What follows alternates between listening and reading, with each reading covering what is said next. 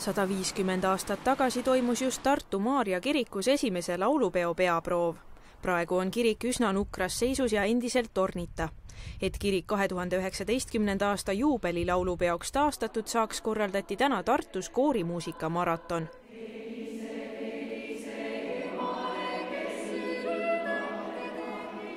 Pastor Villi Gerode, tolleaegne pastor, oli ka esimese üldlaulupeo peokomitee esimees.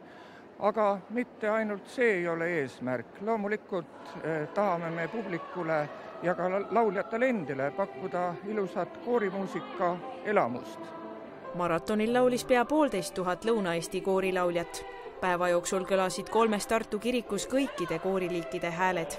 Hilisõhtul minnakse üheskoos ka Maarja kiriku juurde, et päeva jooksul laulust tekkinud vägi ühise laulukäiguga ka sinna viia. Me nimetasime selle lummutuseks, kuidas keegi sellest aru saab, aga me tahame teha nii, et pärast viimast kontserti Pauluse kirikus saavad kõik lauljad, kes seal kontserdil osalevad, selle kiriku publik, aga ka kogu linnarahvas tulla sellesama Maarja kiriku juurde ja näha oma silmaga seda kirikut seest ja väljast.